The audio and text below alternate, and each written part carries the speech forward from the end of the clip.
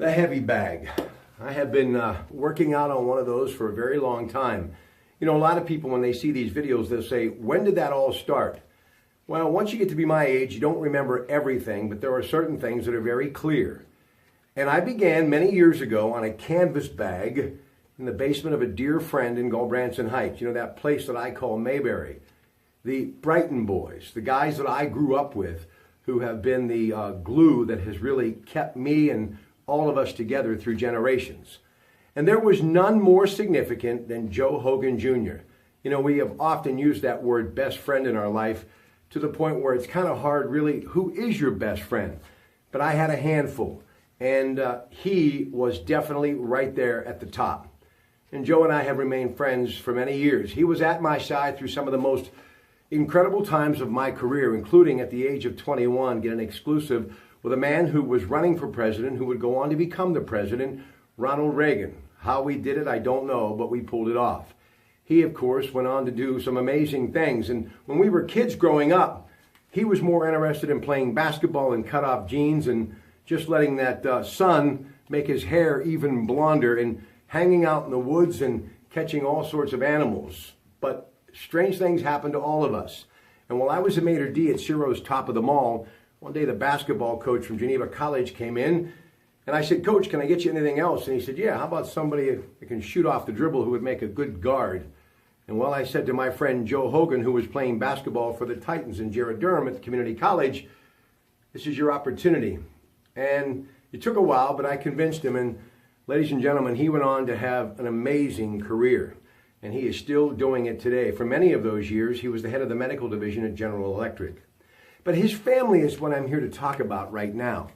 I spent more time probably at his house over about a 10-year span than I did my own house. It was just cool to be there with his mom and dad, who truly were an extension of me, my family. And his father taught me a lot about right and wrong, and I'm sure there were times that I listened, but I didn't focus. Well, I have learned to focus, and I hear him time and time again in my life, in my memory, when there are those times that you need a little push, someone to help you get through times in your life when you're having a difficult time making the right decision. Well, this morning I have found out that Big Joe, his father, has passed away. I can't tell you how sad of a day this is for me, but it truly is something that I've been thinking about for a long time, because he truly is the last connection to some sort of parent. My mom and dad are gone, and other men in that neighborhood that I love so much have since passed, and he is one of the last. But he is also truly one of the most influential that I had in my life. His lovely bride, Donna, was just like a second mother to me. I can remember on hot summer days, she would make these little mint Jell-O cubes that I would look forward to so much after a game of pickup basketball up the street at our friend's house.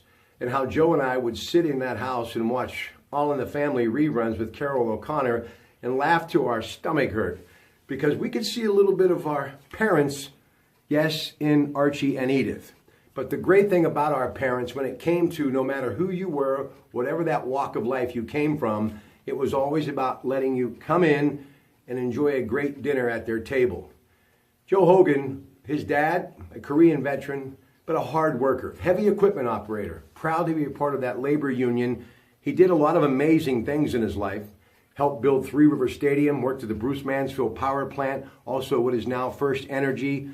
And I remember one night, Joe and I somehow found a way to get in there and to watch him in this crane doing what he did. And to me, that made him even larger than life. When you lose people like this in your life, it's hard to put into words exactly what to say, other than I love you and I will never forget what you have done for me. And he is now reunited with his beautiful daughter, Debbie, who passed away years ago from cancer. And I remember how difficult it was for the family to overcome that. And yes, her husband, now remarried, living a good life, had a very difficult time too. Danny Corsai, who was so close to me as a young man growing up, that I'm still connected to them all, and I will be forever, as I am to Danny and Debbie's children, and of course Joe's children. It's just almost sometimes surreal to try to figure out why life does what it does. But I do know this: it is better to have at least had an opportunity to dance than have never had that opportunity at all. Why? Because if it's just that one, the music that you really loved during that dance will stay with you forever, just like the memories of the Hogan family. They will always be connected to me for the rest of my life. And just because Big Joe is gone, make no mistake about it, I'll never lose those memories. And I know this, whenever those people out there doubted me, and there were many, that I would ever get up off the canvas and keep punching, Big Joe was always that one who would be just like that good second in a corner. He would get up in your face and go, look, you got more than that. You're not going to sit there and take that. This is just a bump in the road. Get up, dust yourself off, and get back into the game. Show me what you got. And I continue to do that daily. And I think about him often. And I'm sure that his son and his lovely wife probably have no idea that I think about him as much as I do. Many times when I would go visit my parents, I would drive by their house and I would stop. But even when I didn't, I would just drive by to make sure that they were okay.